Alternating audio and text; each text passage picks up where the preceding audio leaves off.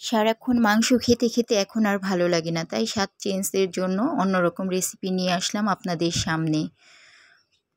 Perfectly সম্পূর্ণ ভিডিওটা তৈরি করার জন্য রয়েছে অনেক রকমের টিপস, তাই না টেনে সম্পূর্ণ ভিডিওটা দেখার জন্য অনুরোধ করা হলো। আসসালামু আলাইকুম, welcome back to my channel Maya's lifestyle. কথা না বাড়িয়ে রেসিপিতে চলে যাচ্ছি আমরা। এই রেসিপিটি তৈরি করতে আমি এখানে নিয়েছি 200 গ্রাম চিংড়ি মাছ। চিংড়িগুলোকে আমি ভালো করে কেটে ধুয়ে পরিষ্কার করে নিয়েছি। এর মধ্যে দিয়ে দিব পরিমাণ মতো লবণ, তারপর দিয়ে দিব 1 চা চামচ মরিচ গুঁড়ো, অর্ধেকটা লেবুর রস দিয়ে আমি সবগুলোকে একসঙ্গে মিলিয়ে নিব।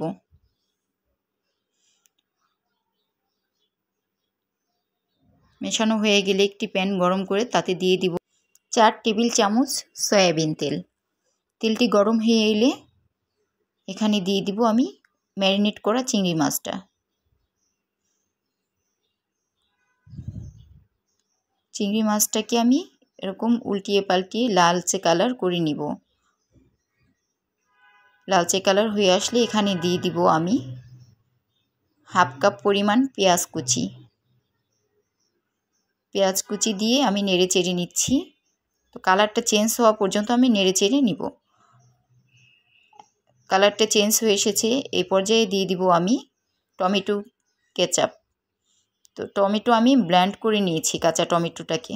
তো নেড়ে চেড়ে নিলাম। দেখুন এই অবস্থায় দিয়ে দিব 1 চা চামচ আদা রসুন পেস্ট। আবার মিলিয়ে নিচ্ছি। আমি এখানে খুবই কম মশলা ইউজ করব, কারণ চিংড়ি মাছে কম মশলা ইউজ করলে অনেক মজার হয়। এ পর্যায়ে দিয়ে দিব 1 চা চামচ চিনি, 1 চা চামচ বিরিয়ানি মশলা, দিয়ে দিলাম সামান্য পানি। তো পানিটা কষিয়ে এরকম তেল যখন উপরে চলে আসবে চিংড়িগুলোকে তুলে নেব।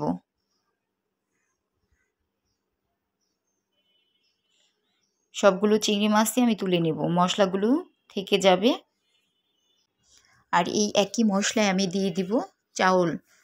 চিনিগুঁড়া চাউল নিয়েছি আমি 400 গ্রাম। আপনারা এখানে 500 গ্রামও ইউজ করতে পারবেন, কোনো সমস্যা নেই। চাউলগুলো দিয়ে আমি ভালো করে মশলার সাথে নেড়ে চেড়ে মিলিয়ে নিচ্ছি।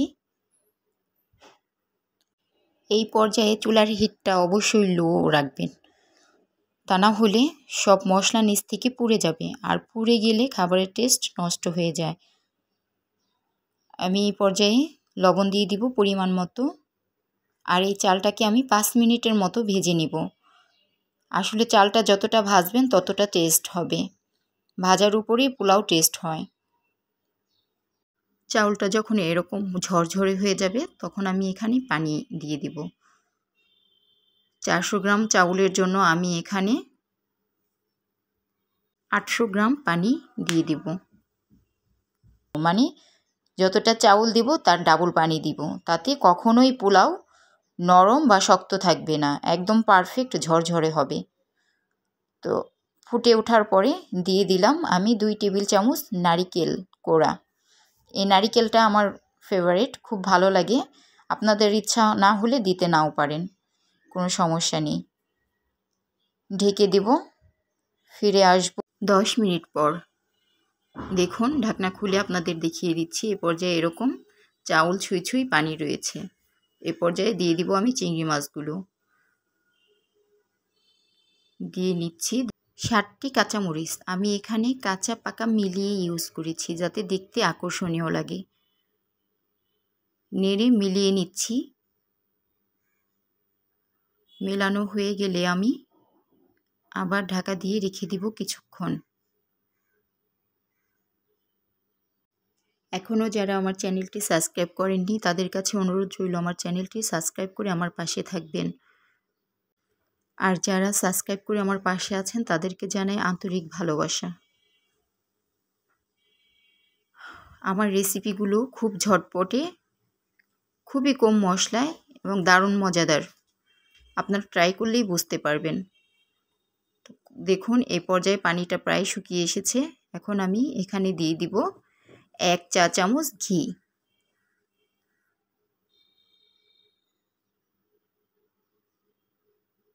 এই পর্যায়ে আমি আবার ঢাকা দিয়ে রেখে দিব যাতে ঘিটা সম্পূর্ণ খাবারের দারুণ একটা সুগন্ধ ছড়ায়। দেখুন ঝরঝরে পারফেক্ট পোলাও আমার হয়ে গিয়েছে। এটাকে আমি এখন সার্ভ করে নিব। এজন্য আমি নিয়েছি একটি ডিশ, খাবারটা সার্ভ করে নিচ্ছি। দেখুন আমি কিভাবে সব কিছু দিয়ে সাজিয়ে নিচ্ছি। আমার ভিডিওগুলো যদি আপনাদের কাছে ভালো লাগে এবং আমাকে ভালোবাসেন তাহলে অবশ্যই আমার পাশে থাকবেন। এতক্ষণ ধরে ধৈর্য ধরে আমার ভিডিও দেখার জন্য আপনাদেরকে সবাইকে অনেক শুভেচ্ছা। ভালো থাকবেন। আল্লাহ হাফেজ। আসসালামু আলাইকুম।